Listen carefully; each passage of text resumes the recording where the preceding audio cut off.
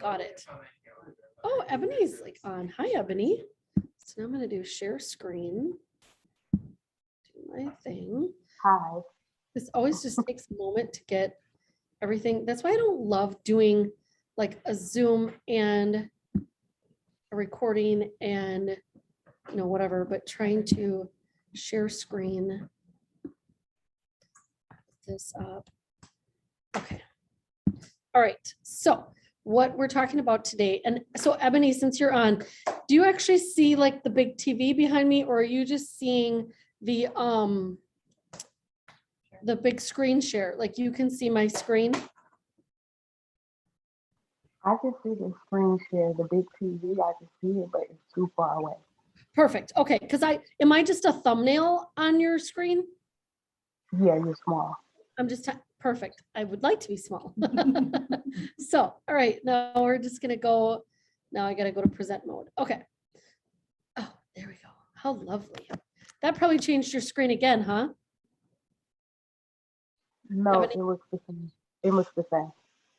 Oh, it looks the same. Okay. Anyhow, perfect. So today, for those of you that are in the room, thanks for joining us, and everybody on Zoom or watching this later, thanks for joining. Today, we're going to talk about the secrets of being a successful real estate agent or running a successful real estate business. And I feel like this thing is just so ultimately close to me. All right. So some of these ideas are not new concepts for you. They're going to be things that we've talked about, whether in prior trainings or in coaching. But I felt like packaging these items together today would be super helpful, and just kind of a refresher, a reminder.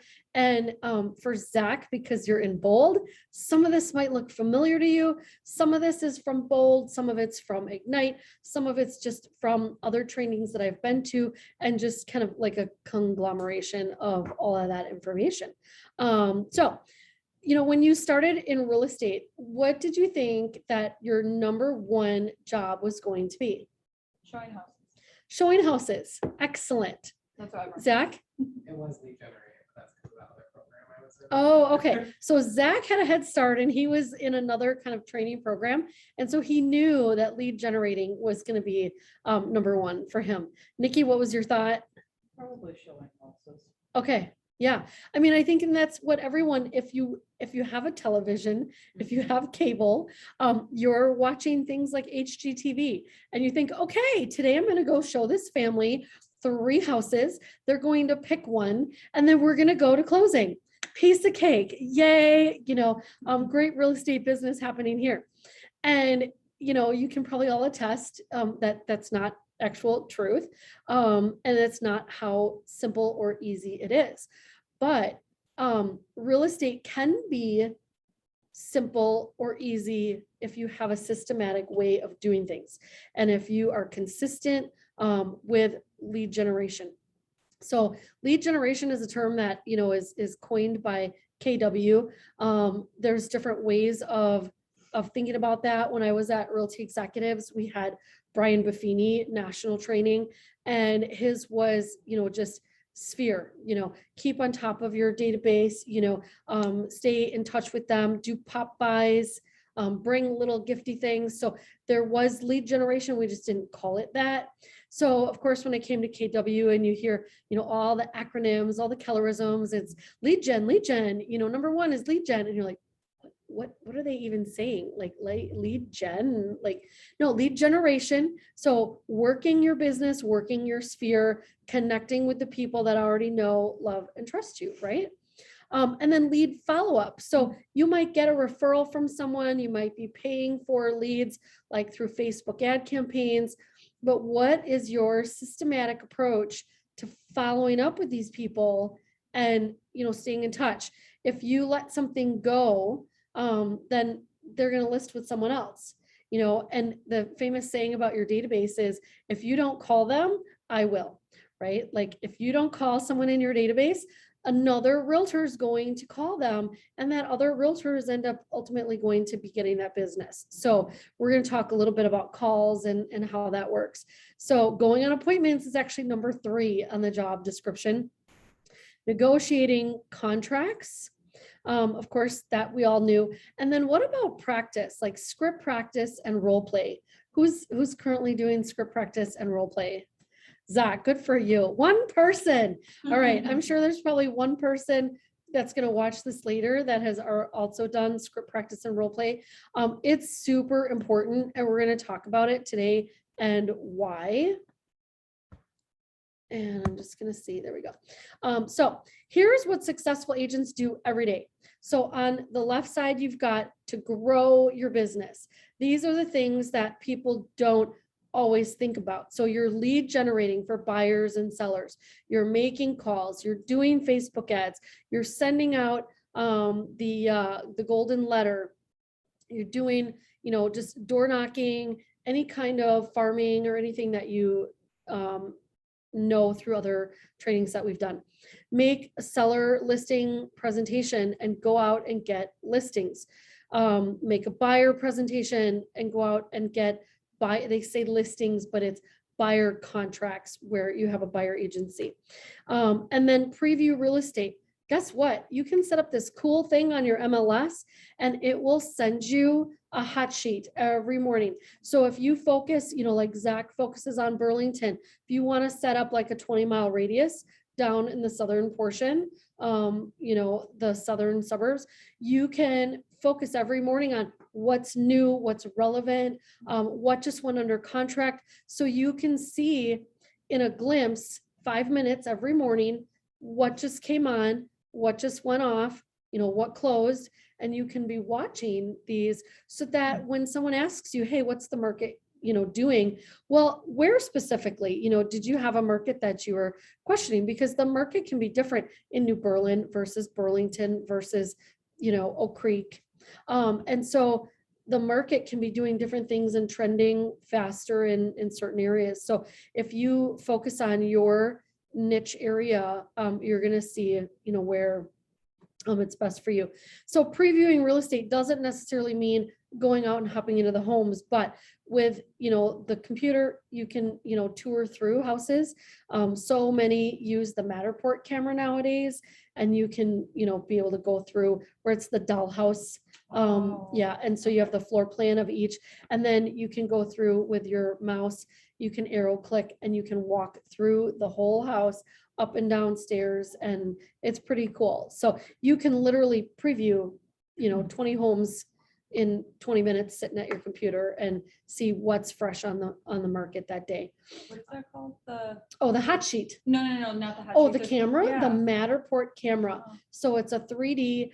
You're gonna pay upwards of, $395, for, it depends on the square footage of the house. Mhm. Cool, So though. yeah, Zach.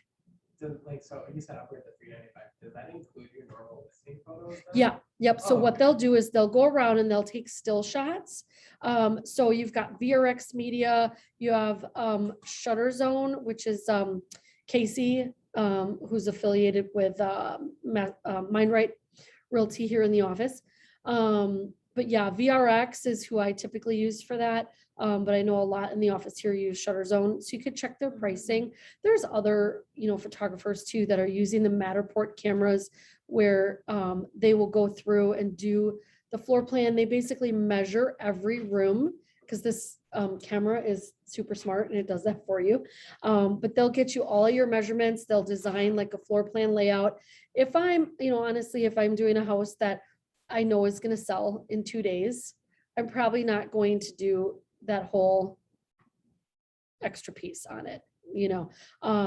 As we get into the market now where things are kind of slowing and we see things lasting on the market a little bit longer, we might do that. If I'm listing something over 300, I'm going to do that type of photography. But, I don't want to say like a normal photographer, but kind of like your standard photographer is about 105, 115 for your typical pictures.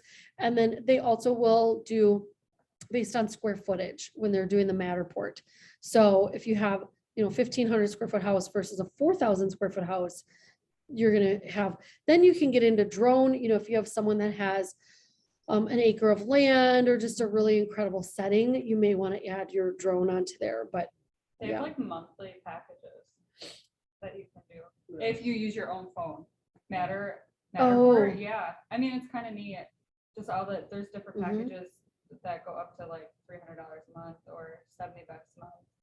Or Yeah, I think depending on it what just you depends want. on like how many listings you're doing Right. and, Yeah. I would, probably go with one of the local guys that I know and, cause they have the special equipment. Right. They come out and I'm telling you, you go out on a photo shoot and it's a gloomy, dreary, rainy day and your pictures will come out just crisp and clear and bright.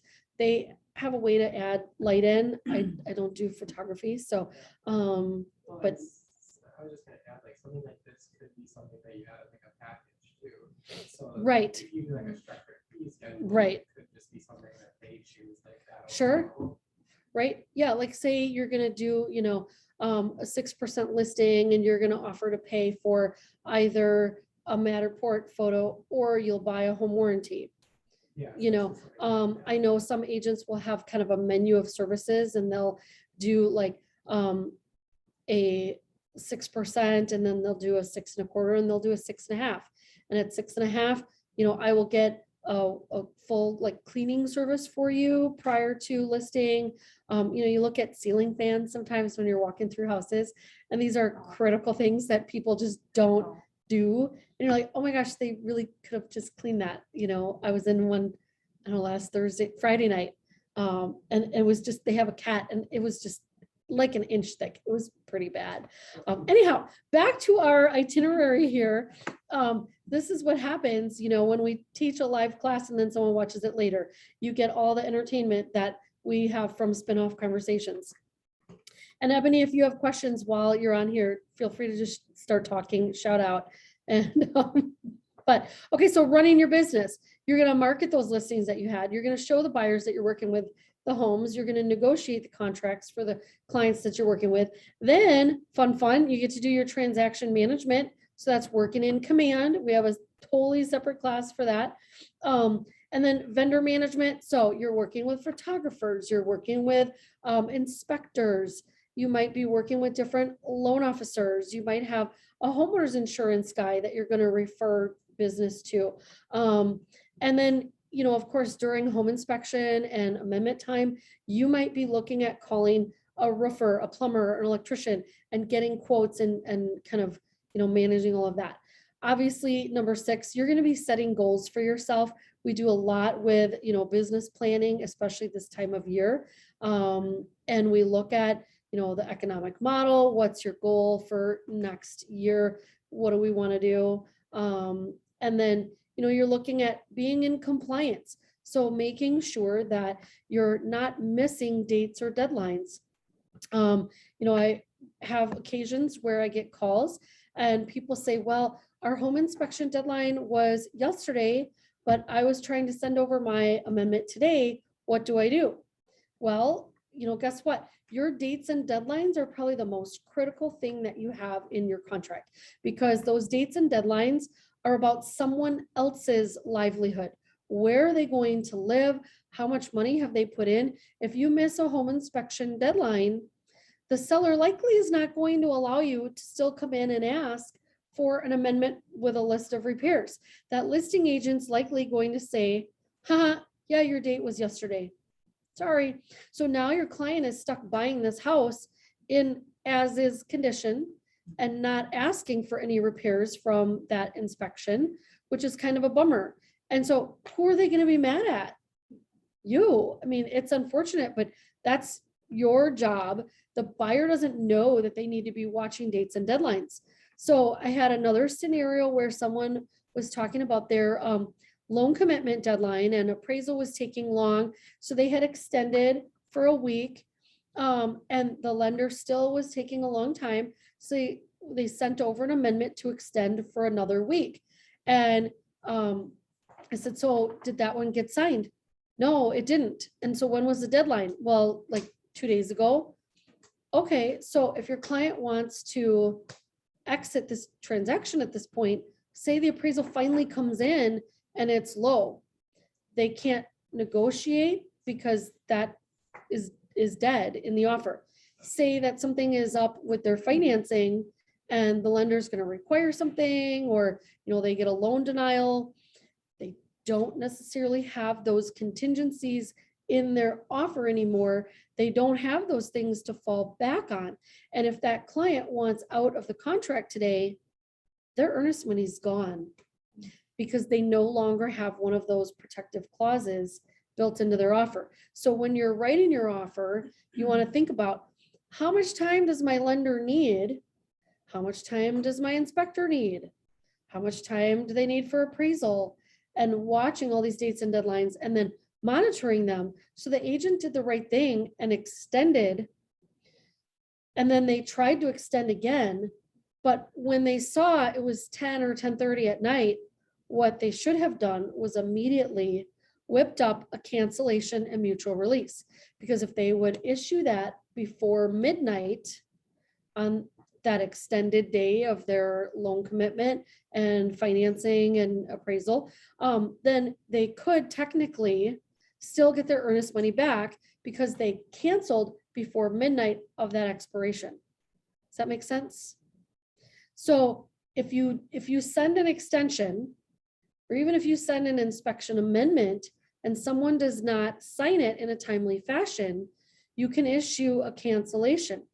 If you've given them the right to cure on an inspection, then automatically the seller, however many days you put in there, say you put in 3 days, then the seller still has 3 days to come back and say, wait, I know I didn't sign your amendment. I didn't do it in the time that you asked for, but let's talk about this. Can we still work it out?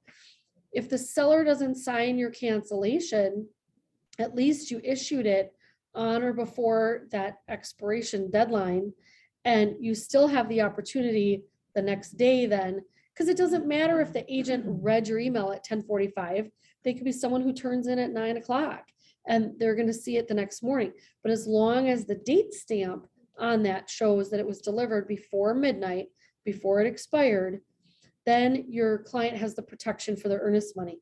And if the agent says, well, why are you canceling? Well, because you didn't sign my extension for appraisal and loan commitment. The lender is swamped, they're backed up. I told you that I needed this.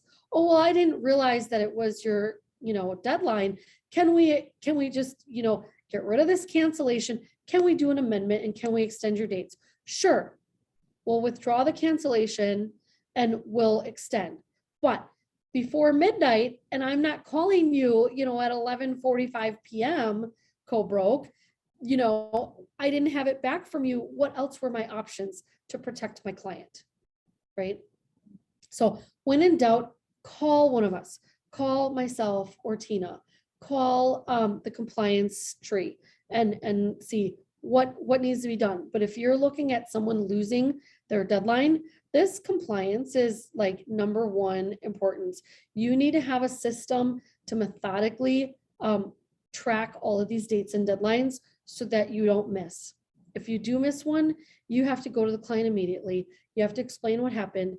I mean, I've been there, you're going to make mistakes. It's, without fail that it happens, and it's horrible when it does, but you have to own up to what happened, explain it to the buyer, and see what you can do to remedy and make it right for them. So, yeah. question. Mhm. So we've talked about dates and stuff a lot. You've had other trainings with other agents that have shared maybe their lists of how they, the Right. process of what they went down. Do you have anything in our coaching corner that has a timeline or like a map that has those dates on it?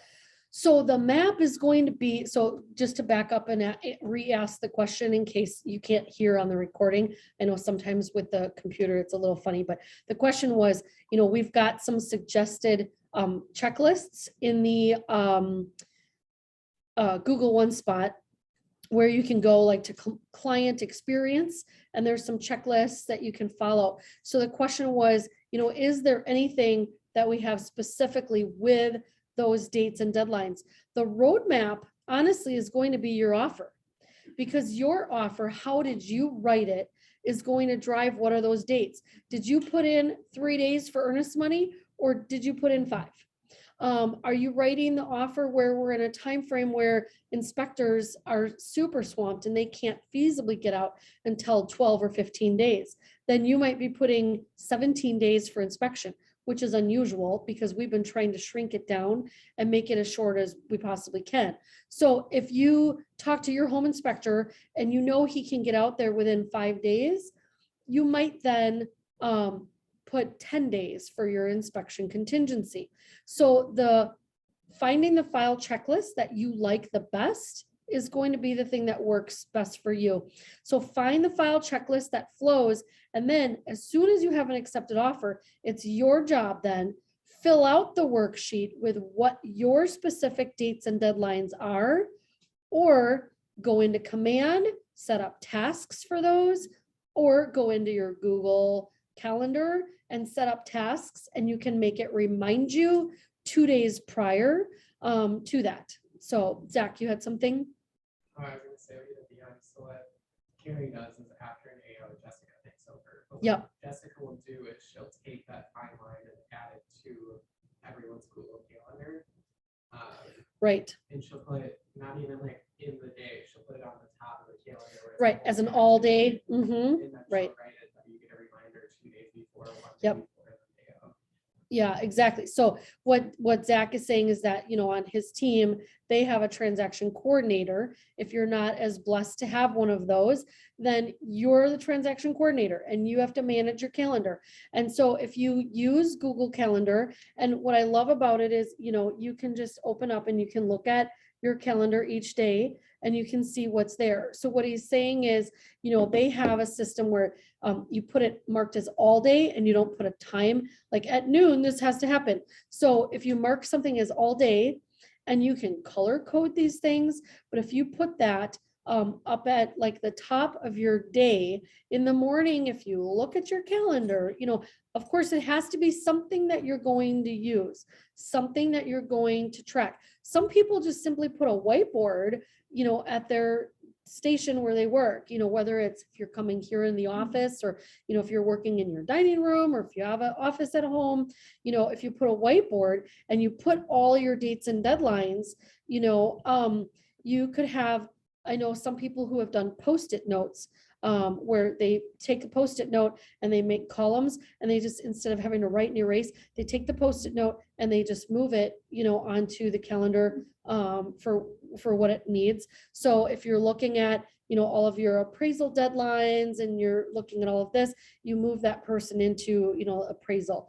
You still have to know what date it is. You're still gonna have to write something. I don't know how that works exactly, but it has to be built for you. If you don't ever come into Command Dashboard, then don't put a task in your Command Dashboard giving you a reminder 2 days before. Because if you don't wake up in the morning and look at your Command Dashboard and say, okay, Command, what do I need to do today? It's going to give you all those reminders. And that's what some of our smart plans are for, is who should I be calling? Should I be reaching out to someone because it's their home anniversary or it's their birthday? If you set up any of those plans, it's going to remind you in Command. So I would say you probably need to set up some type of arrangement where you check your Command periodically as well. Okay, so definitely, dates, deadlines are critical. Figure out what works best for you. Look in the Google One Spot under client experience, and you'll see several options for a file checklist. Whether you're a physical person, like you like to see something physical, and maybe you just have one sheet for each client, and then you carry that folder around with you, and each morning you look at what are the dates. Maybe you highlight them or check them off. You have some type of system to watch and monitor those. Okay, so back to our list here, number 8, attend training, get coaching. We talk about this. There are agents in our firm, in our brokerage, who are on the top producer list all the time, and they have MAPS coaches. So some of them pay for, there's different quarterly topics where you can just go in depth. Those are group coaching events, which are say like $199 a month. If you want to learn more about, like, say, never ending referrals, there's a program for that. Or if you want group coaching, MAPS has something for 500 a month. But the MAPS mastery coaching, which is one-on-one, goes for $1,000 a month. And that's where we're actually looking at changing how we're operating. Anyone new that's joining in November or later is going to sign their contract this way with the PC mentoring and coaching, is that you're not just in for 5 transactions and done. What we're seeing is I have people who have graduated who want to continue on with coaching. You know, they feel like 5 transactions is not enough. It's, you know, they're just kind of getting started. So what we're doing is we're offering foundational coaching, which is what we've been doing, which is the 5 transactions with a percentage pay in to the PC program. And then momentum coaching is what they would elevate to once they finish those initial 5 transactions, whereby they would still have a mastermind, like a small group once a month, and then 2 coaching sessions with the PC coach, currently myself. And that would be on a monthly monetary of $250. So we're looking at extending coaching here for an additional 5 transactions, basically whatever we would agree to. But finding that once people have graduated, they're kind of just floundering and going, well, what do I do? And I still need that lifeline. I still need to reach out. And like every transaction is so unique and different that, you might have 5 really quick and easy ones. Yes, Zach. Is it gonna be a $250 a month or $250 for the training? A month. Yep. But So then you set like the in number of yeah, so like instead of, or it could be saying, I want to do it for a number of months. So instead of saying, okay, 5 and done, bye-bye. Let's say that, like, because some of our agents, as they're graduating with number 5, they already have like 6 and 7 kind of under contract and in the hopper. So they might finish 10 transactions. It just depends on the person. We've had individuals that have taken 1.5 years to get through their first 5 transactions. We have individuals who have taken 7 months to do their first 5 transactions. So it depends, but my point is you're elevating your level of coaching and you don't need as much at that point with hands-on, and you still want the accountability and the motivation that comes with coaching. And unless you're at 150 GCI, you can't enter into MAPS coaching. So we want to offer something that is, that middle ground, like, hey, I'm just at 5 transactions. I want to get to half cap, or I want to get capped, so what can we do to work together to get toward that status? Yes, another question. Yeah, sorry, when was that started? Immediately. Oh, that's awesome. Let's start. Yeah, it's effective. I'm already working with 4 people. Okay, I only ask 'cause who've I'd like people to apply out in this program. And Right. I think my favorite accountability meeting for you. So. Aw, if you didn't hear that, people watching from home, So the that's why I wanted to get this favorite info. accountability coachings are with Stephanie. Oh, I love it. Okay. Real quick. Yeah, I have Yeah. 3, and then I Yeah, he's think got 3 under contract now. So yeah. the other Okay. 2 should be this year too. Mhm. So Yeah. How long have you been in the PC program for? I started in January.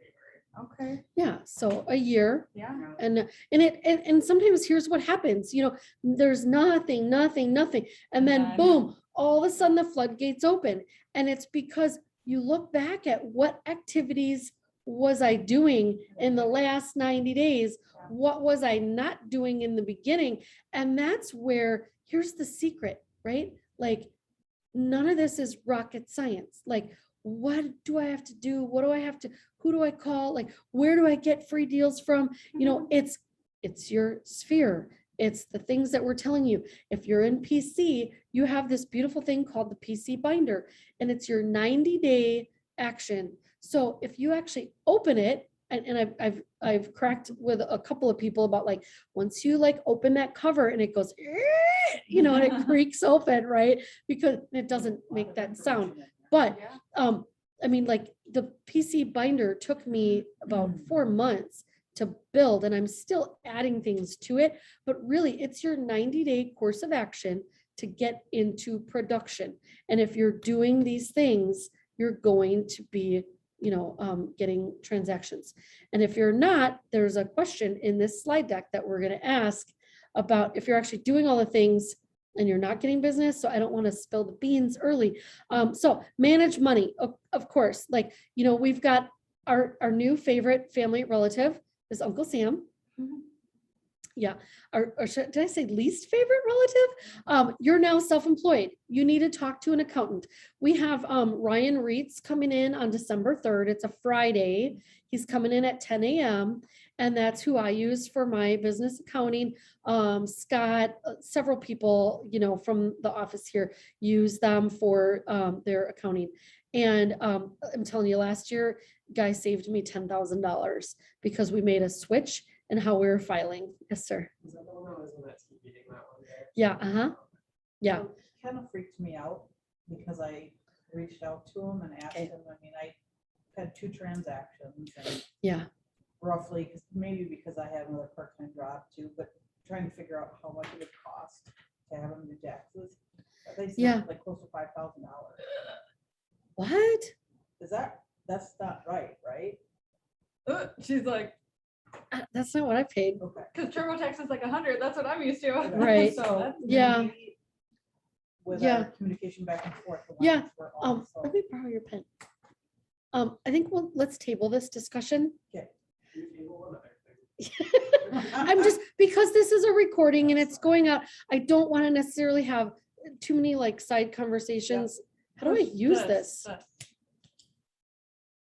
Oh. like, Down. Okay. I don't know what you did. Okay, so we're tabling that. And what did you want to? Financial advisors. Yeah, that's the same thing. He's coming on the 3rd as well. Oh. Okay. Yeah. So just show up on the 3rd and you'll get all your tax and financial advisory questions. If 10 a.m. on December 3rd, right here in the training room. Okay, so let's move on to the next slide because we just have so much time to get through. I think I have like 14 more slides. So let's cruise here. Ebony, how you doing? You hanging in there? I know she's at her other job, so Yes, I'm good. okay, she may not be able to talk always, but I just want to check in. All right, so here's the thing. Has anyone heard this before? I'm sure Zach, you have. The daily 10-4. This is another part of the secret sauce, right? So habits. You should have 4 things that you do and 10 that you do of each of those a day. So you're going to grow and manage your database. So what are you going to do? You're going to meet 10 new people, talk to 10 new people. How are you going to do that? You're in the grocery store, you're having conversation. You go to a family event, you're having conversation. You're calling your database and you're asking, hey, who do you know? Right? You're like Ernie Von Schlater. Who do you know wants to buy a car? Just kidding. We have to have humor. We have to keep it light, right? Got to have it entertaining. Otherwise, it's just like, oh my gosh, more work for me to do. But yeah, so try and add 10 new people a day. Maybe you won't get there. Maybe you'll add 2, but are you trying? Are you working on it? Prospect, speak with 10 people in your database, right? So speaking with people in your database might help you fill line number 1, okay? And is my screen too big up there? Okay, I just wanted to make sure you could get your picture without like, because I feel like this thing should just go away. I don't know. It's like, okay. I know, I'm like, I wish I could make it like smaller, or do I just want to make it go away completely? December 3rd. There we go. Bye-bye. Mhm. December 3rd is a Friday. Yes. Okay. All right. So follow up. Who do you need to follow up with? Write 10 notes to people you've recently contacted. And you're like, why? I just talked to them. Why do they want to hear from me? Okay. Who gets handwritten notes in the mail? No, you don't. No. You do? Who? From grandma? Oh. From churches? Okay. Right. But grandma or mom, No. birthday? No. birthday cards, Card. Once Yeah. a year. a Yeah. card, Yeah, right? they Okay, handwrite their name, that's what it. yeah, Right. okay. So, but isn't it fun not getting a bill? Like, isn't it fun? Yeah. Like, actually, yeah. So, Once a year. right. So, and my insurance guy sends me a birthday card. My mom, my aunt, my pastor's wife. And those people are really awesome because they took the time to invest in me. So here's what you can do. Go through your Facebook, make a list of all of your birthdays, put them into Command. Command will remind you, you set up a smart plan, and Command will simply tell you, who do you need to call today? Or they'll tell you like 5 days in advance, here's who you need to go and write a birthday card to. I get cards from Amazon, like Note Card Cafe or whatever on Amazon, and you just have some cards sitting in a desk drawer and you can pull one out and send a card. People are just astonished when you pour into their lives, when you show care and concern. You're not being false, you're showing genuine care for someone. Like, Brittany, if I told you happy birthday, are you gonna be excited that I knew and remembered rather than just simply a Facebook post or a like, right? That's so easy to do. But people mean more to you when you relate to them. And then know your market. So we kind of talked, a lot of these slides are gonna like interweave and overlap a little bit, but know your market. Do the hot sheet on MLS, okay? Oops. Why won't you go there? Okay, was that the next page? Okay. Oh my gosh, we're gonna talk about script practice. Why is it important? What helps you? So, people just think, oh, I don't want to learn a script. I'm not a robot. I don't want to say that, read from the script and blah, blah, blah, blah. Like, here's what they're telling me to do. Has anyone in here ever script practiced? I'm sure it's going to be you again. I did My do a little bit at the beginning and teacher's then pet. I backed things off. Yeah. Okay. So, did you learn anything though from script practice? Oh, yeah, And a lot. were you able to use something in a real live, oh my, I can't, yeah, in a live experience with a client, real life? Yeah. So tell me an example. Trying to think of the exact context. I think it was part of the script practice initially was just reaching out and chatting with people and Ah, him saying how he didn't want to list until 6 months from now. and- Okay. And why is that? And then just some of the conversations of how to say things. and what to right. say Okay. helped. All right. Okay. So initial reach out. So there's a script for, hey, I'm new in the business. Do you know anyone who's interested in buying or selling? Can I be the go-to person? Can I be your resource for that? And someone actually in this example was interested in selling, but not for 6 months. And so what Nikki gained from her script practice was, oh, so tell me more about that, right? You want to just ask questions and say, so why is it that you feel that 6 months from now is going to be a better time frame for you?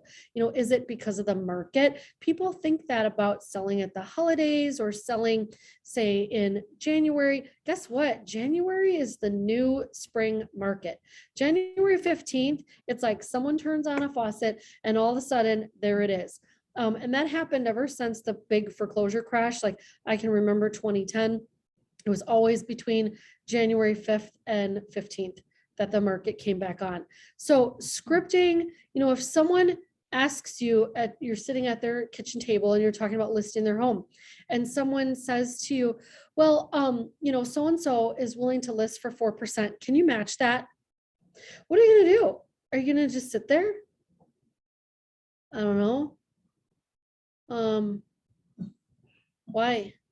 Right? Like, are you just literally, are you going to turn red in the face? Are you going to sit there? So doesn't it make sense that if we script practice together, or if you guys mingle and script practice, that you would learn? So it's not learning to be a robot. It's not reading a dialogue. It's taking a dialogue that is a proven script that has worked for other realtors and adapting it using it in your own format, your own language, and making it you. But it's going to build confidence in you, because when someone asks you that again, you're like, well, no, but thanks for asking. Typically, I find that when an agent, says that they'll negotiate their commission with you, they're demonstrating their lack of negotiation skills.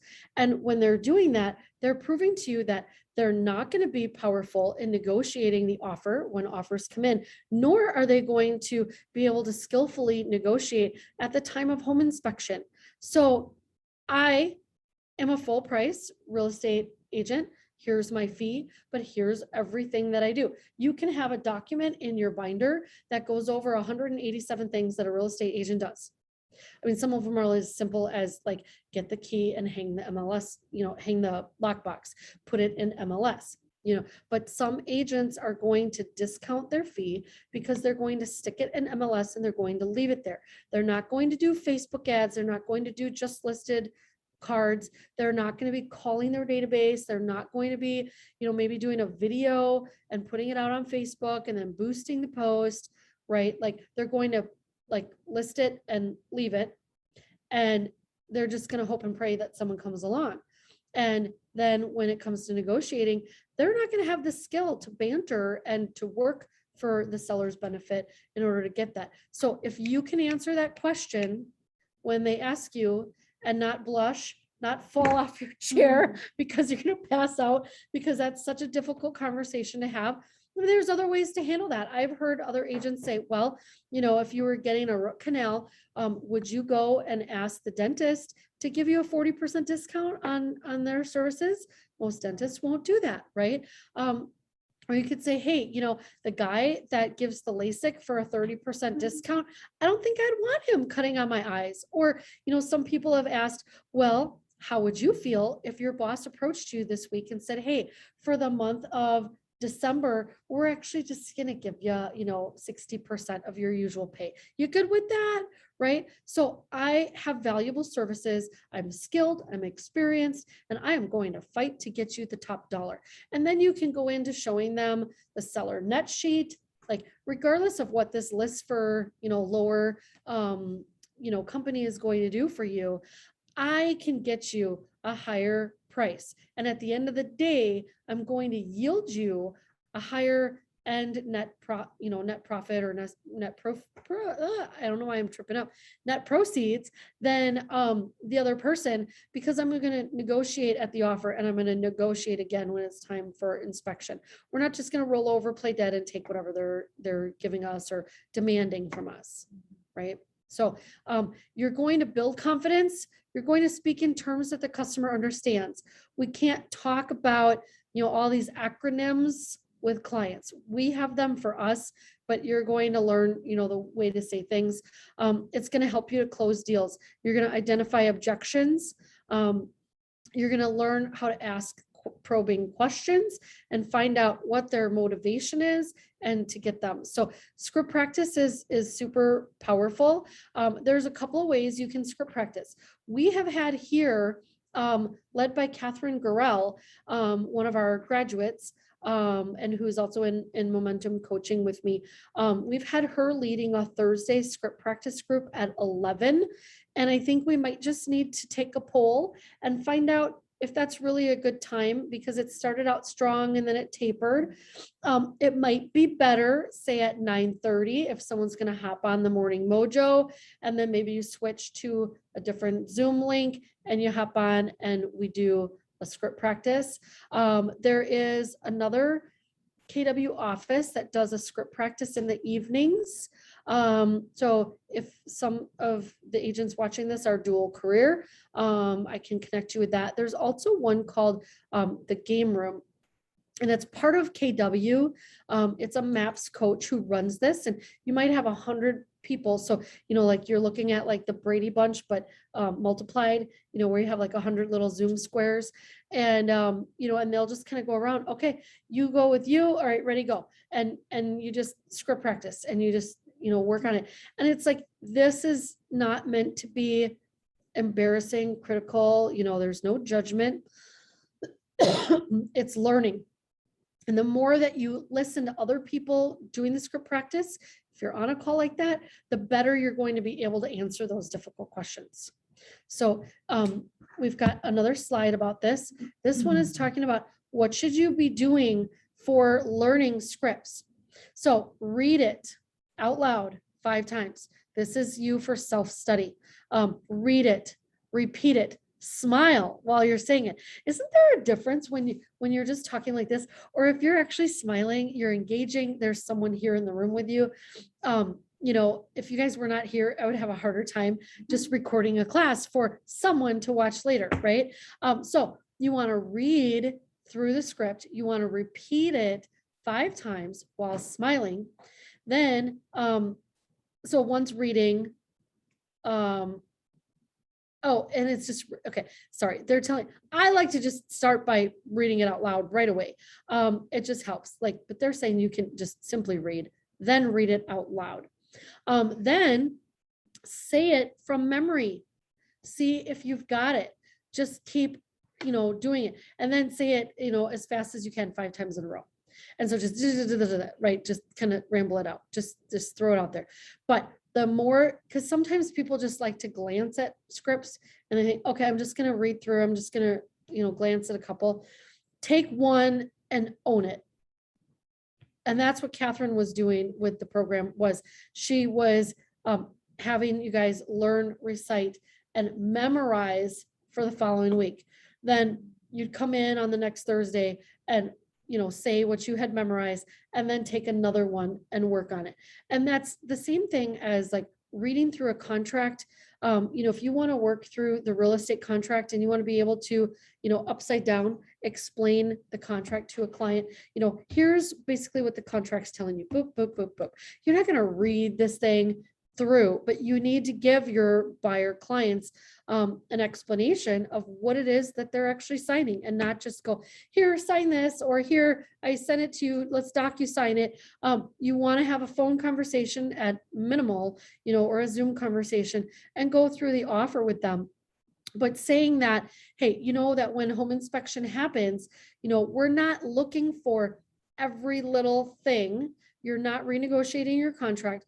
You're looking for things that are safety hazards or defects as defined in the offer, which indicate that something is a significant value or repair item for the property. It's going to significantly reduce the value or life expectancy of the home. And so you're looking at just what can you learn about real estate. So sometimes it's conversationally, sometimes it's about preparing a client, and you're just going to rehearse those things so that you know how to prepare someone. We call it like future pacing the client. So you want to like future pace them about the inspection, that it's not the time to do, renegotiation, but it's a time for this instead. And we're looking at the significant items, and we're going to have to kind of pick our battles with the seller and see which things are we going to have them work on. So that's even a script that you might not think about as a script, but talking with a client about what a home inspection is, totally a script. And you need to learn that. So when I just said that, that it's something that would prohibit you from safely inhabiting a home, or something that would significantly reduce or impair the value or life expectancy of a home. Does that sound robotic, or does it sound knowledgeable? No. Okay, so a buyer should not be offended when I'm explaining it that way. And it doesn't sound like I'm like reading a paper. I'm not robotic, right? So it's coming from a place of, having rehearsed, memorized, and then just it becomes part of my life, right? And I just say it. Okay, so moving on from script practicing, how about time blocking? Oh my gosh. The ultimate calendar control, right? Who has an issue with time blocking? Well, I like that. She's like, Me. I've already talked to you about that. Right. I did fill Yeah. out in the PC binder, the one sheet. I was working on it. It makes it a lot easier to try and actually like not lose Yeah. track of time. right? And it's hard if you're dual career. I mean, you really have to be focused. Like, what am I going to work on in my real estate? How am I going to learn and embrace while I'm doing this other thing? And then if you also have a family and you're cooking and you're shopping and you're cleaning, there's a lot in life that we have demands on us. And so trying to figure out and letting the others in your life know too, like, okay, on Tuesdays and Thursdays from 6 to 8, I'm working on my real estate business. Then you're going to get calls from clients. Okay, on Saturdays, I'm working in my business because I'm out doing showings. But on Tuesday and Thursday, I need to do lead generation. And I'm saying that as if you're a dual career. Now, if you're full-time in this business, you're going to be dedicating a lot more time than just say Tuesday and Thursday for 2 hours. But time blocking, it's basically, like it says here, know the activities that you need to accomplish, set aside time for the most important tasks, and then watch how your results come in. Because what we do today comes in a result 90 days from now. So that's where like Zach, had no business for a while, but worked on all of these great things, worked on his sphere, and now, ramping up has business, coming in. The one question here, if your lead gen is not working, it says, are you doing script practice? And this was the question, I asked someone this in a coaching appointment last week. You're going out, you're doing door knocking, you're doing this golden letter, you're calling your database, but what is it that you're saying? Are you saying the right thing? Are you able to talk intelligently about real estate? What is it that you're, conversing about? Because if you're just going door knocking, like, hey, yeah, hi there. Like I'm in like real estate and like, I could sell your house. Here's my card. Okay, bye. Right. Like, is that a legitimate real estate conversation? Are they going to be impressed with you? So why are you there? Hey, I'm your local real estate expert. I know all the details and statistics about sales in this neighborhood. If you have any questions, feel free to reach out and ask me. And by the way, here's a list of my preferred contractors. You might not be interested in selling today, but you probably are going to have some minor repairs that you're going to want to do in the next 3 to 6 months. So here's a list of vetted, proven contractors that give 5-star service. Just know that I'm a valuable resource for you here in the marketplace, right? Like now, does that sound better than conversation A? Conversation B wins, right? So have something that you're going to give them, have a handout, have contractors, have your business card, have a flyer that even states the recent activity in that particular neighborhood. So if you know that you're going to farm a neighborhood, you're going to door knock it, you're going to work on doing an 8 and 8 campaign, which is 8 touches over 8 weeks. You're going to master that neighborhood. You're going to know everything that sells, everything that lives, moves, and breathes in that neighborhood. You're going to know about it. You're going to be the expert. And as you're door knocking and talking to people, they might be telling you, yeah, so-and-so is looking at selling. So then you go visit that house and you say, hey, I heard that you might be interested in selling soon. What are your plans? What's your, motivation? What would be the make me move price, right? And so you're just going to engage and talk with people. So any questions or comments on that one? Yeah. Right. So if you're not doing, if you're doing all these other activities, and you have nothing to show for it, what's your dialogue? What is it that you're saying? And do you have a skilled conversation, that you can have with someone? So working on your script practice is going to help your lead gen. Time blocking is going to help your lead gen. Knowing who to call, knowing who to write notes to is going to help with your lead generation. So all these things kind of overlap. So again, I'm telling you, like, none of this is rocket science. We've heard bits and pieces of these different things in different trainings, and I'm just trying to bring it all together and make that secret sauce, right? You have a recipe, you have all the key ingredients. by themselves, or without something, it might taste horrible. Or if you add in the wrong thing, it might taste horrible, right? I just remember my friend had done some cookies, and instead of using baking soda, put in 7-Up. It's like, what are you doing? Well, call for soda. Like, no. Like, no, baking soda, right? So it's just one of those things that like you kind of laugh about from crazy friends in high school. And yeah, anyhow, so all right, if you do not have a systematic method for your lead follow-up, then you don't know who you should be reaching out to, and you're going to miss out on potential. I had an agent call me up a couple weeks back and said, yeah, I had a plan to work on this FSBO in my neighborhood. I had reached out 2 times and I was going to reach out again, but they were just kind of like, nah. So I let it go. So I didn't have a system in place and didn't really have material, and drove down the street a couple weeks later. Sarah Dreyer from our Germantown office had her big old sign in the front yard. And the agent was just like, oh my gosh, Sarah doesn't know it, but she just motivated me. And I went, yeah, she did, didn't she? And I said, guess what? It's between the 8th and the 12th contact when business typically happens. So if you're only contacting someone twice, you ain't getting their business. So that's where the 8th to the 12th point of contact is typically where the business comes in. So even if you're calling someone in your sphere, you're calling one of your friends, you're saying, hey, do you know anyone who's looking to buy or sell? Here's what I'm working on right now. This area of the market is just going like hotcakes. This is really fun. I just negotiated a home inspection with someone.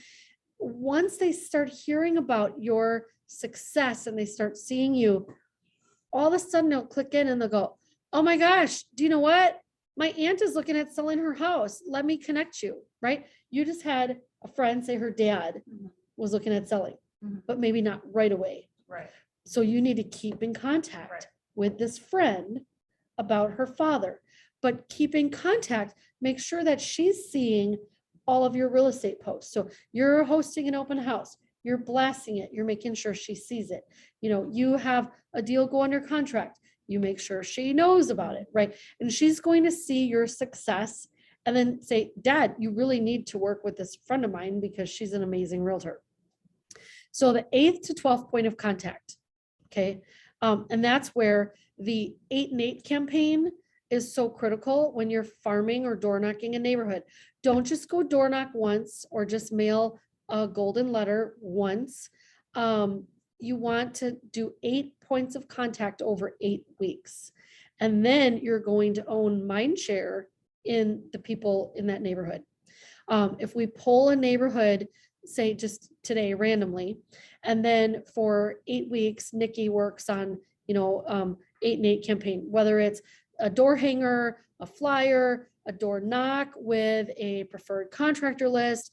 It's a just listed card for a new listing that she has. She's doing 8 touches over 8 weeks time. After the 8 weeks, she can back it down and she can do something just 1 time a month. But if I poll that neighborhood in week 9 and I say, hey, who's the realtor that you're most likely to list with?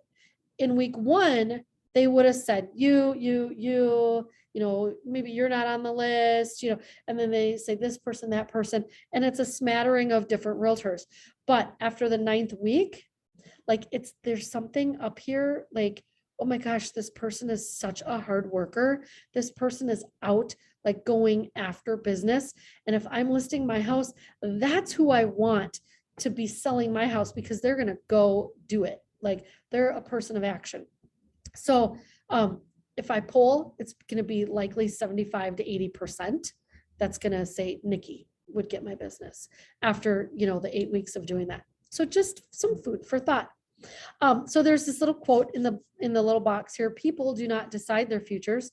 They decide their habits, and their habits decide their futures, right? It's so true. Whether you're talking about business, personal goals, anything, it's so true. All right, let's keep cruising. Some of you guys have seen this little creation before. This is the Do the Database 2, or what we call DT D2. And, I have different versions of this in the Google One Spot. And whenever you're looking for something in the One Spot, if you don't know which folder it's in, or if it's under the PC group, and then it's in one of those 20 folders, just go into One Spot and then do a search for what you're looking for. This is a different version that I actually just got 2 weeks ago at Bold, and it includes the text letters on it. So it's not just, hey, on week 1, call all of your A's and all of your W's. It's also saying text it, to send a text to your N's. So this is in the Google One Spot. I uploaded it. So this is in there for you. But here's the thing. This is what our Bold coach told us. He's like, you now know your schedule for the rest of your career. You don't know what to do on a particular day. You wake up, you look at what week it is, right, Zach? And you call these people. So you could set up the quarterly call plan. It's a smart plan in Command, but this is easier when you're inputting your people into Command. And on our Facebook chat, if you search for Nicole Lasaki, she had done a post. There's a kind of an easier way, a cheat way. If you already have your database in the system and you want to do a bulk action, she shows a way where you can pull up all the people in that group, and then you can do bulk action in your settings right underneath your name and your cute little face. You're going to do a pull down and you're going to grab settings, and then a pop-up will come up, and then it says Command settings, contact tags, and then you can create your own tags. So what you do first is you come in here and you create the 26 tags, A and W, B and E, D and O, right? So week 1, 2, 3, and you take like Anderson, what are other A last names?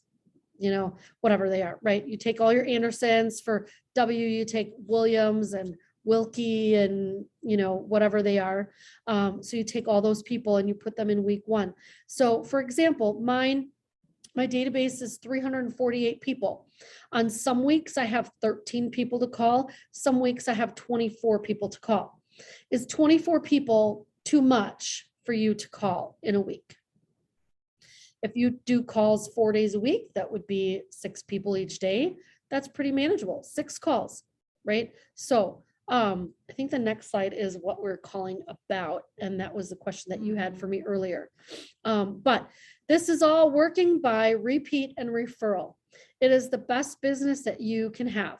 My business is now 100% repeat and referral. I am not advertising. I am just working my sphere. I'm doing the database.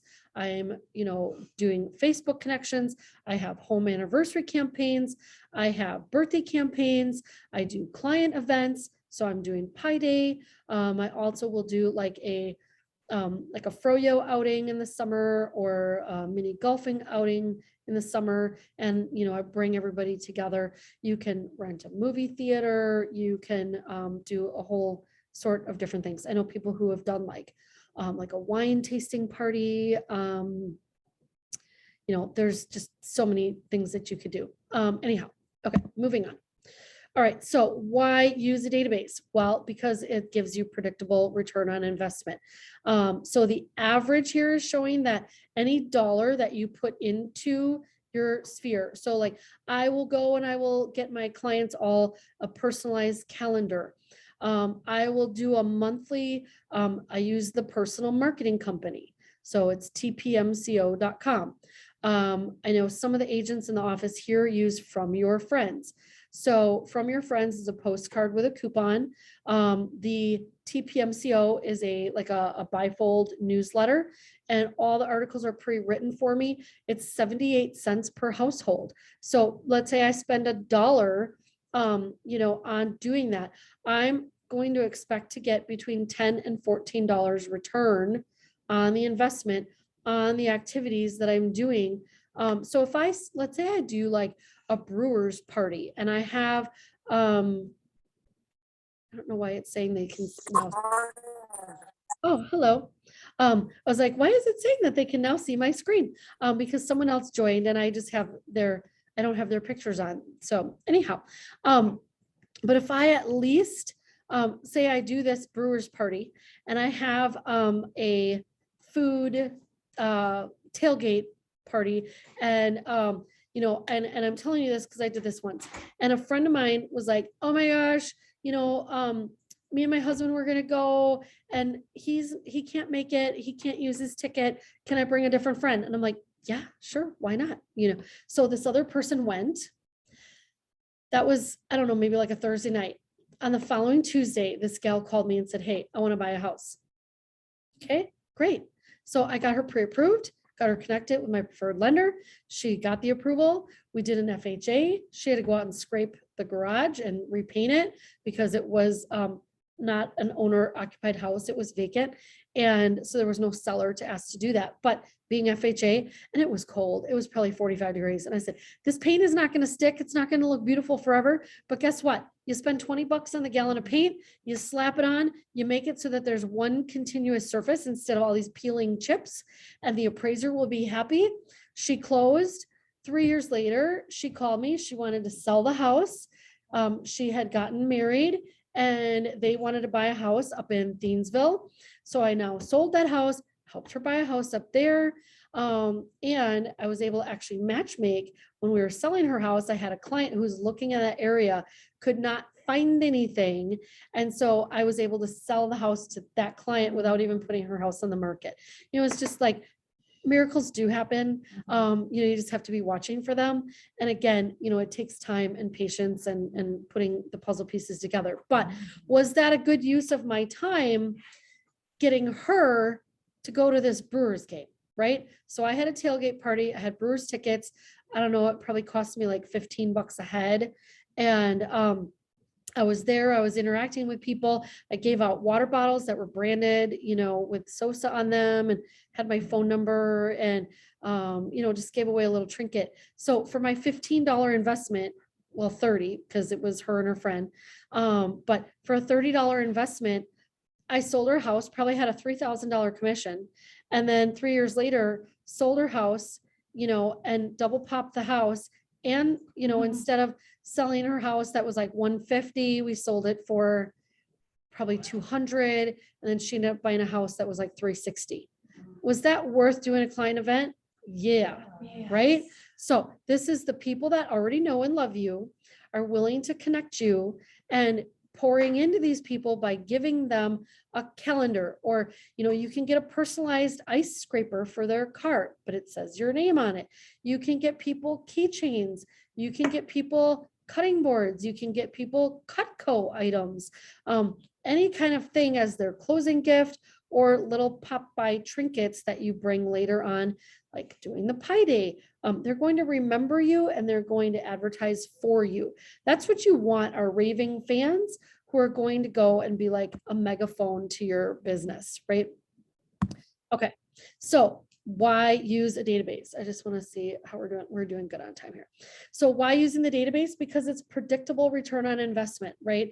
The lower the lead cost, the better for you. So if you're going to go out and you're going to spend money on Zillow, and please don't, and if you want to know why, I'll talk to you about that personally, but because I think we've been on that soapbox for a while now in the building, but they're basically our competition, and they're opening up brokerages, and they're trying to minimize what we do and They just pay bail out on their on their the homes that they flip and sell, their buyout program, they stopped doing that. So that wasn't working too well. But so anyhow, if you're gonna pay someone like Zillow or Realtor.com or the market leader for leads, those can be costly. You can spend $1,500 a month, $3,000 a month, and maybe you get one deal out of it. It might be paying for itself, but what we have found in different studies as of late is that Facebook is actually the real way to go.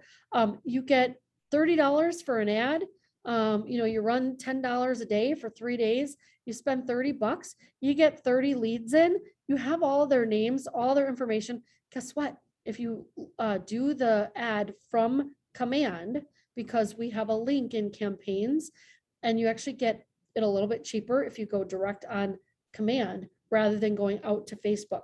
But if you do your ad through command, because of Keller Williams partnership with Facebook, we get a little discount, but then also your leads funnel in directly to your database. So you could have a drip pan, oh my gosh, I'm thinking of a furnace, right? You have your condensate drip pan. Yeah, okay. You could have a drip campaign set up in your smart plans, and you could have a trigger. This is how smart plans are. If you have a trigger that says lead, if you have all your Facebook campaigns come in and they're called lead, or say it's called Facebook.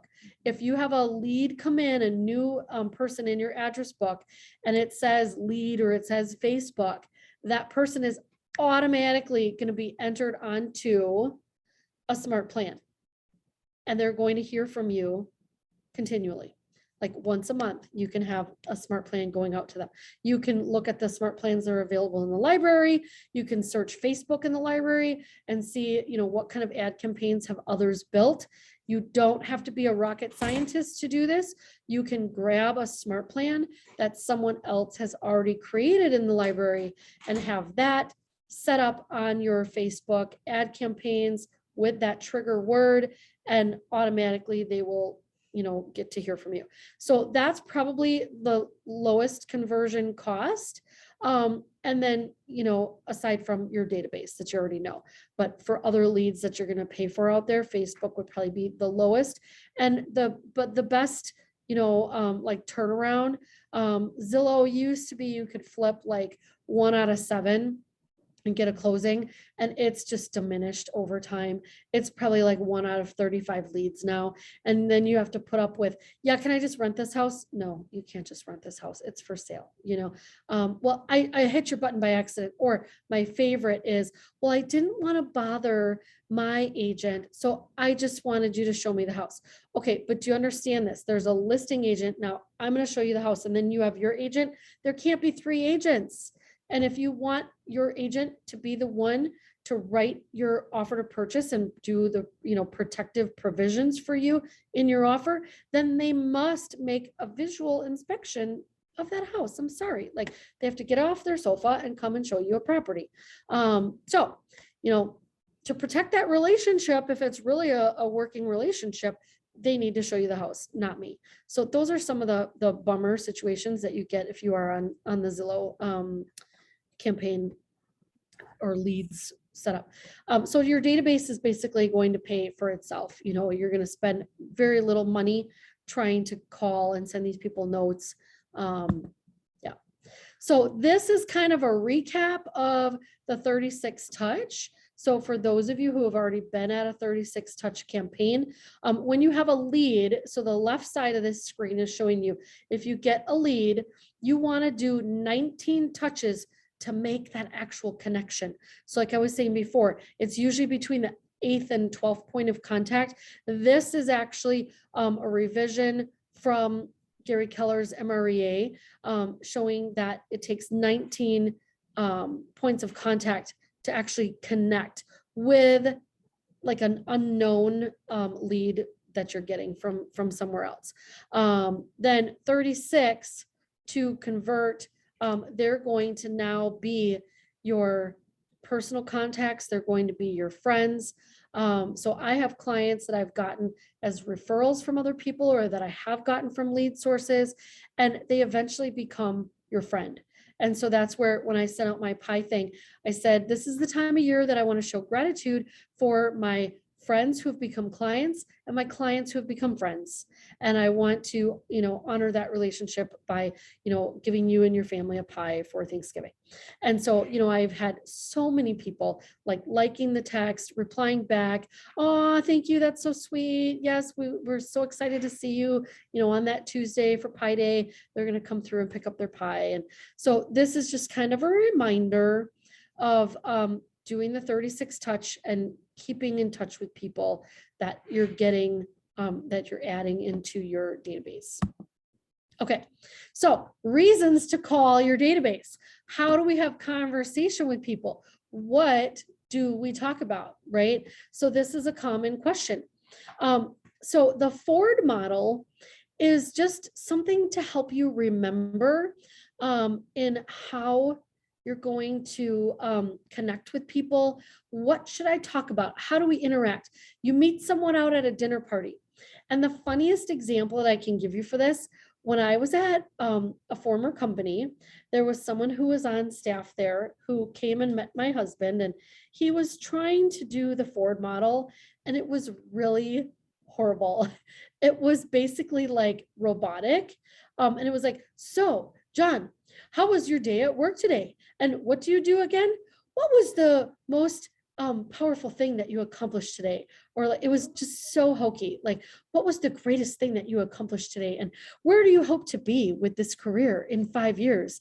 And oh yes, as a father also of 3 daughters, what would you suggest that, was your number one parenting tip? Because I have 3 teenage daughters and this other person had 3 younger aged daughters. And my husband was like, okay, first, are you serious? Like, we're standing at this, those high top tables, you go and you grab hors d'oeuvres and we're all like mingling. But so like he was putting food in his mouth, like this was our dinner, was these hors d'oeuvres. So we're there and he's like, dude, like I just got done with a long day at work. I'm trying to eat standing up at this little goofy table and you're drilling me right now. So that, my friends, is not the way to do it. So the Ford model is just a reminder for you. Oh my gosh, what can I talk to this person about? I just met this person. We're at a friend's birthday party or we're at a graduation party or whatever. And you're conversing with them and you're like, I don't know what to say. Like, oh my gosh. Well, so how do you know, Susie, the birthday girl, what's your connection to her? Are you related? Or, okay, that's cool. And, and so you gauge from the person's age, like, do you think they have kids or, are their kids off to college or what, and so you're like, oh, do you have children? What kind of things are they into, and then you relate, right? Like, well, I have a toddler. Right, Brittany? I have a toddler, and so we're not quite into sports yet, but He plays soccer. oh, cool. He We plays did get soccer. him into Okay. soccer. Okay.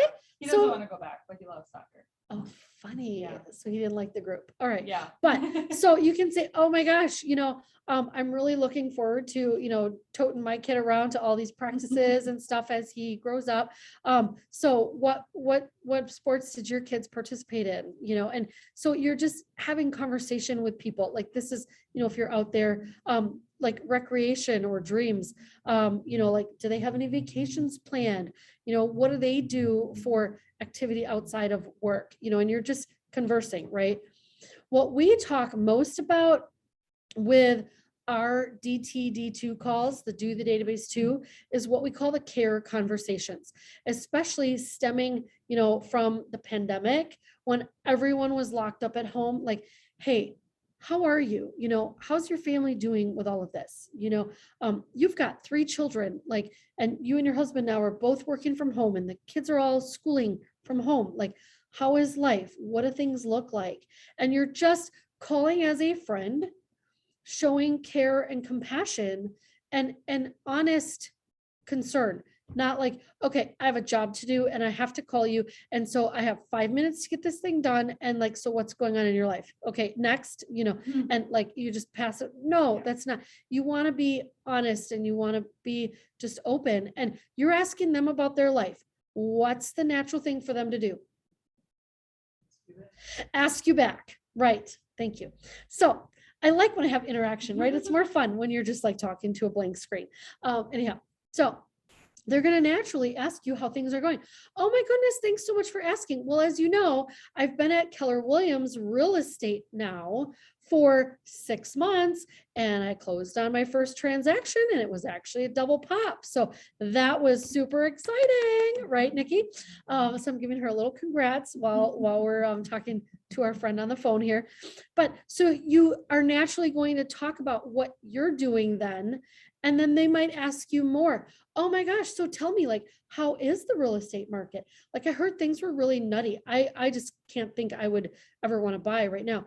Oh, well, guess what? You're referring to our crazy spring market from January to April where, buyers would write 6 to 8 offers, before getting one. Guess what? I just wrote an offer last week and I took $5,000 off the asking price. Or I, got one last week for asking price. Plus, when we did inspection, I negotiated $3,000 worth of, contractor work to be done. So you're talking about the market's different now. You're going to have, as a buyer, you're going to have a better advantage. Now you're talking to your seller. Well, guess what, seller? The market is still holding strong as far as price, but a lot of that extra fluff that was happening from January to April, where people were paying $40,000 and they weren't asking for a tax proration. This is where dialogue, right? I know all of these things. I know what was happening in that time frame. I know how it's changed now. We're starting to see a slowing in the market. Things are staying on for a week, 2, 3 weeks before they're getting snatched up, so if you know what's going on, how hard was that for me to say in dialogue, right? This is where you want to just rehearse at home. What's going on in the market? What have you been working on? How are things going, right?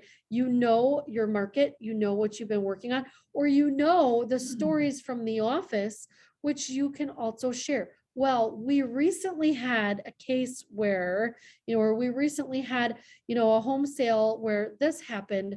Did you say I had that happen? No. But did we, as a collective office, did we have that happen? You can use our stories because people learn from stories, right? If I tell you that, I once had a transaction where we didn't watch the inclusions and I ended up buying someone a washer and dryer. Do you remember that story? And you go, I won't ever do that, right? And that's where I'm saying, when something happens and you miss a date or a deadline, own up to it right away. Figure out your problem solving, figure out how you're going to fix it. And just it's better to tell someone sooner than later and let it drag on and let the problem build. But so other reasons that you can call someone, I put some thoughts down at the bottom here. Maybe they're not ready to sell today, but are they interested in refinancing? Hey, when's the last time that you refied your house? Because if someone has not refinanced during all of this low interest rate, 2.75s and 3%, they need to refinance now, because the Fed wants to raise the rate. And if a year from now or 9 months from now, we're sitting at 4.25 or 4.5, it might not be as advantageous for them. So you can discuss with them, hey, I have my preferred lender, Bill, the banker in the office, or hey, maybe you work with Keller Mortgage. I've done 4 deals now with Chad from Keller Mortgage. He's fantastic. I have a closing with him tomorrow. And so, Keller Mortgage offers no bank fees, so no underwriting, no processing. If your loan is higher than $150,000, they will give you $1,000 credit at the time of closing to help with all the other traditional fees like appraisal, credit report, flood check, tax service fee, all that kind of stuff. You have to be tech savvy, with any of these guys. They like doing their loan apps now over the computer and you upload all your docs that way and everything. But maybe someone has PMI and you can do a CMA for them and you can say, hey, if you refinance today, could you actually kick off your PMI? So you're not getting a sale out of that, not today, right? But are they going to remember that you helped them get rid of this hideous $175 a month PMI fee? Oh my gosh. And so when someone at work is talking about buying or selling, they're going, hey, wait, I got to go grab Nikki's card for you. I got to have, I got to text you. I got to do a share with Brittany's KW home search app. It's her digital business card, plus it has a home search tool built into it, right? So you want to get these friends of yours to become such raving fans that they start grabbing their phones at work and they're sharing your home search tool. They're sharing your KW app. So if you can save someone $175 a month on their PMI, that's huge. How do you know if they're there? Well, what was their original, purchase price? So what was, on their loan documents, and, what did they borrow initially? What's their loan balance today? And, if there's still PMI on there, because it's typically like 10 years that someone has to keep it on.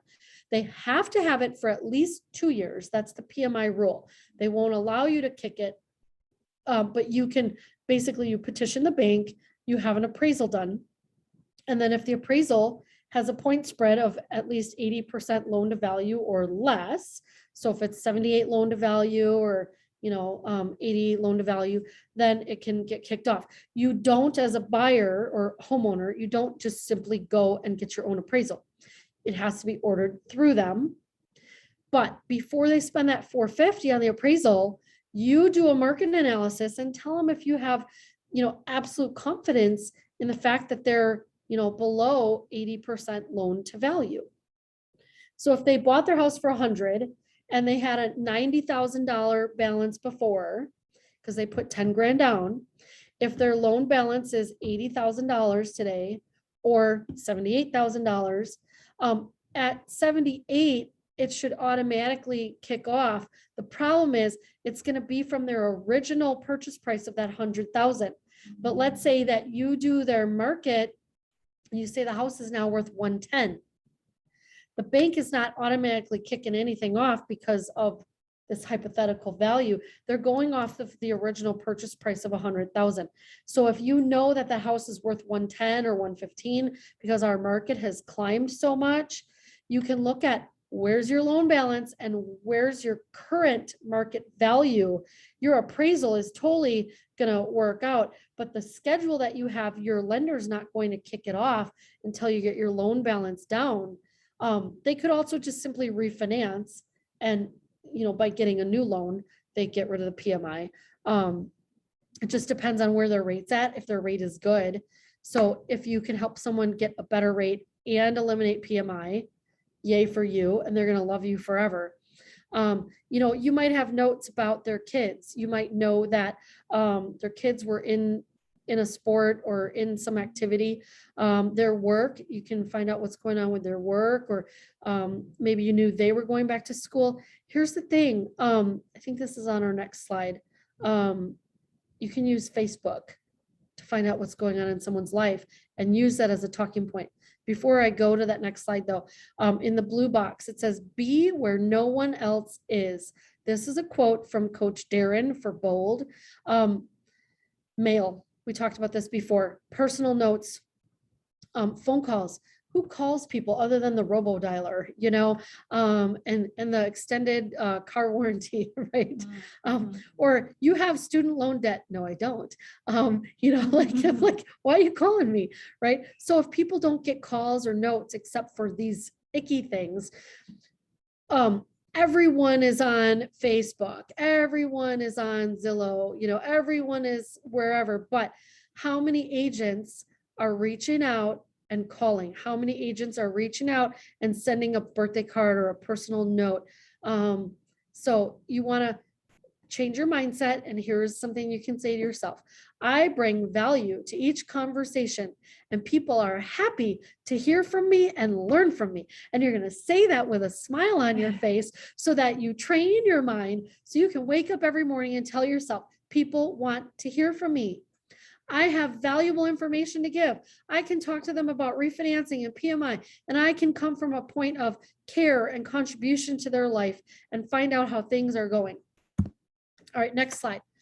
So can I move this little guy? I don't think so. Okay, that didn't work.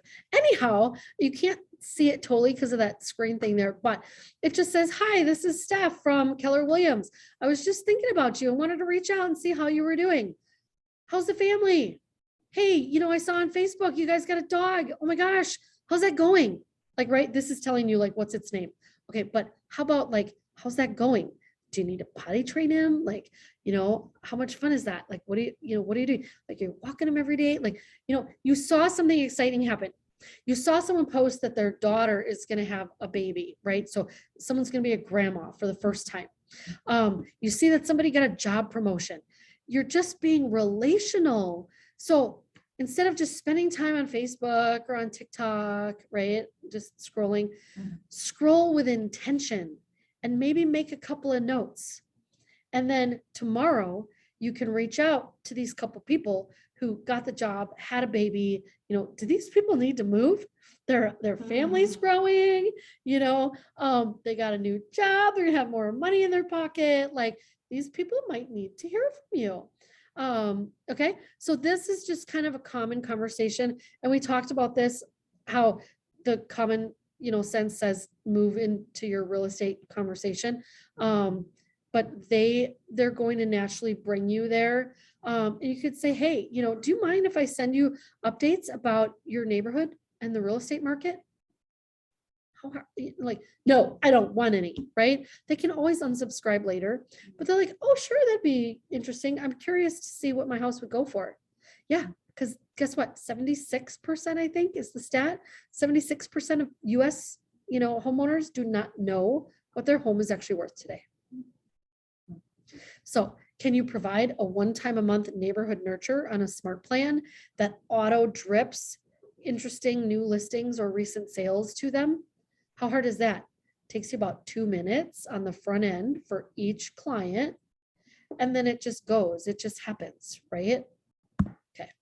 Like I said, the secret is not really a secret. It's all the things that we know. We just have to be dedicated to doing them and putting them into practice. It's simple things done on a systematic routine that is going to bring you high yield results. Okay, so mastery. Mastery starts with a decision to excel at something and a decision to put in the time and effort to achieving excellence and to reject mediocrity. So mastery, you want to master your database. You want to master, you know, your lead generation. You want to, you know, master working on your business and not just being reactive and answering the phone when it rings because it might not be ringing, right? And so what else are you working on? But self-mastery is when you decide you're going to take on mastering yourself. You're going to accept the challenge and you're going to lead yourself and you're going to direct your own success. So you need both of these things in order to accomplish the goals that you're setting. So it's just, you know, Coach Darren always says, just get 1% better, whether it's each day or each week. You know, you can't go from 0 to 60, right? Like, you know, except maybe in Bold, you can go from 0 to 100. You might not be calling anybody, but you start taking Bold, you got to call 100 people a week. Okay. Now I just told you, when I look at my database of 318 people, which my business is fully funneled on repeat and referral, typically doing 3 dozen transactions a year. This year was a little lower because of, you know, starting with this job and doing things. You know, I'm at 2 dozen, still not a bad business. Okay. Not a bad book of business, but, you know, going from, you know, the clients that I have, if my weeks tell me that I need to call 13 people or I need to call 23 people, and now I go into Bold and I got to call 100 people, like, wow. Right. You know, so that's a little alarming. But there's so many things that we do in life that we're calling and we're interacting with people and we don't even realize, you know, that and so if you would just take note of who are you calling. I have this cute little handout. It's called Plan Your Day. So it's something that you can use. You might have something already that you're using. Thank you. Yeah. So, and in the one thing it says, don't let small thinking cut your life down to size. Think big, aim high, act bold. I have that t-shirt. And see just how big you can blow up your life. Not blow up in a bad way, but how big, like how big can you blow up your business? How awesome, you know, can you, you know, be and successful. So we have just a couple minutes left. Really, this is getting down to like the last slide here. So this is commit to your self-mastery. So commit to mastery and commit to self-mastery. Who's heard of the 80-20 principle? Yeah.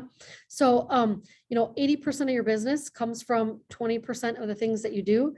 So you're like, oh, I gotta go make these copies. Oh, I have to do this. Oh, I have to do this. Oh, I have to, get, right. Like when you're starting your business and you're like, I have to get my LLC today. I have to get my business cards today. No, like take it slow. Like, is it actually going to yield you money and a return right this minute? Yes, it's important to have an LLC, but sometime within your first year probably is reasonable for that, right?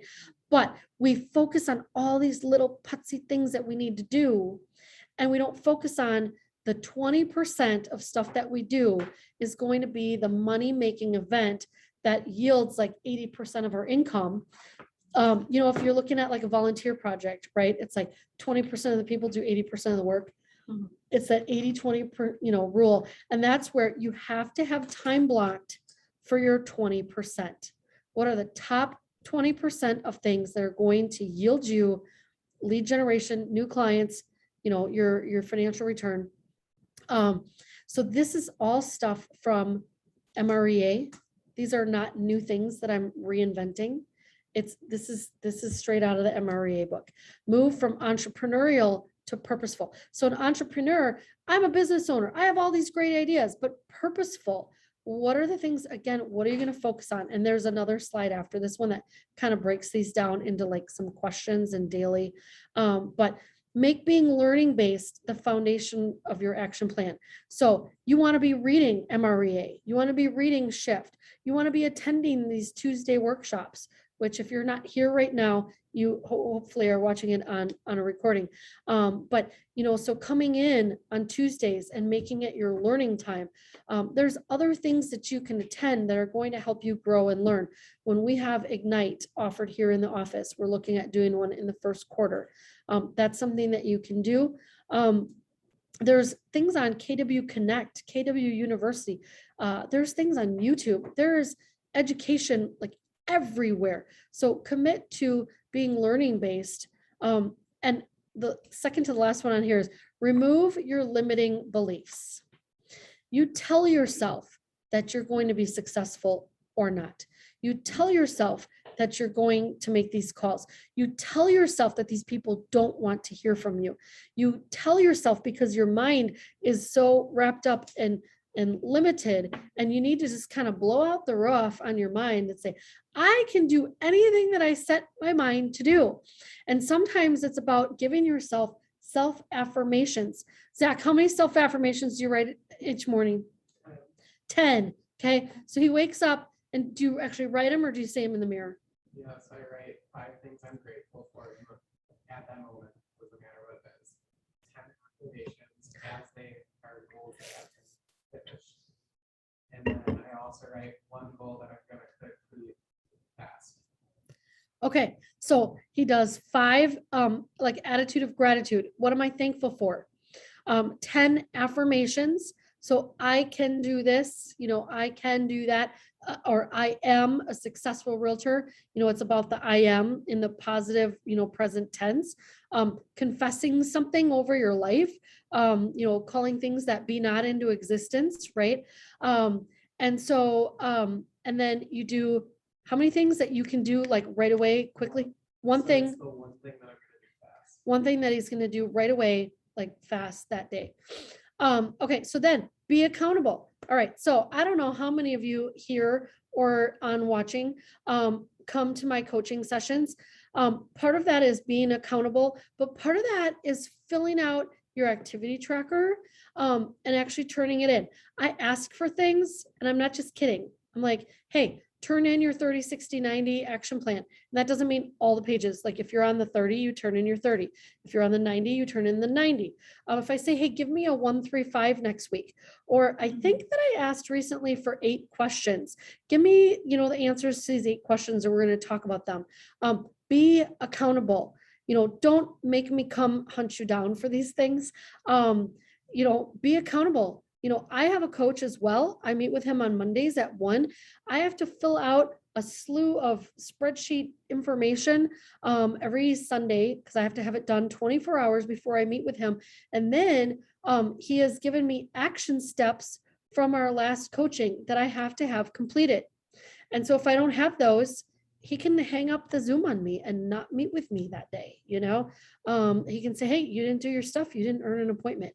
And so be accountable. If someone is holding you, you're coming to me and saying, hey, I want a partnership. I want to be held accountable so that I work on my business, that I work in my business. I want you to hold me to a higher standard. This is what I want.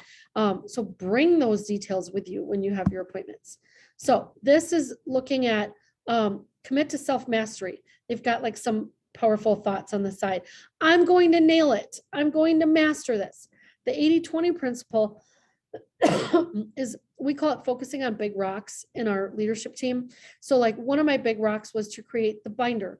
One of my big rocks was to interview recent graduates and build out this momentum coaching plan and revise kind of how we introduce and roll out our coaching. So every quarter I have a big rock that I need to do first. It's kind of like doing the one thing. If you read the One Thing book, focusing on the thing that's going to build best into, your business and your success. Move from entrepreneurial to purposeful. So I am purposeful about breaking through my ceiling of achievement. So not just I'm an entrepreneur and I have all these ideas, but what am I going to be very purposeful and intentional about working on to focus on my business. I'm willing to be taught. I'm always pursuing learning. I unlimit my thinking and my success, and it's mine. I own it. So these are just some kind of fun ways to look at the 6 personal perspectives. And then this one, I know this side looks a little like foggy. This I grabbed from the Keller U because I liked it, but to focus. So write your goals. This is why we have you write things down and set a SMART goal, set plans with the economic model. I want to do 12 transactions next year. Focus on how are you going to work on it. Looking at how can these things be done, or are there different or better ways to do it? Attend training that, help you get where you want to go. Identify mentors or people who have done it. We've got so many people in the office who are willing to sit down. You offer to take them out for a coffee. Hey, how did you get to where you are? What did you do? How long did it take you, right?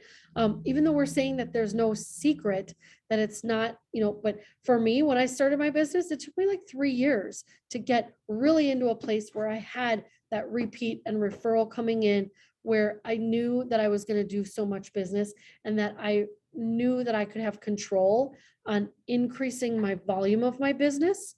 And now, 29 years later, here I am. Okay, install systems. So time block, practice scripts, create checklists, follow those dates and deadlines so that you don't miss out on an important contractual item for a client. Make sure that your systems that you are using are consistent and efficient. Measure what you do. So in accountability, use a 411. Have your coach, have an accountability partner, work through those things. I think this is the last. Yep, that's our last slide. And look at that. It's 2:59. All right, people. Well, I'm going to say goodbye to everyone that's on the Zoom. Thanks for hopping in. I'm trying to make this bigger. Hi, Danielle. I'm just going to sign off. I'm going to stop share and we'll leave the Zoom. So Danielle, if you want to chat later, we can connect. And I think Ebony probably had to take off. I know she was at her other job. So I will see y'all later. Bye. Bye.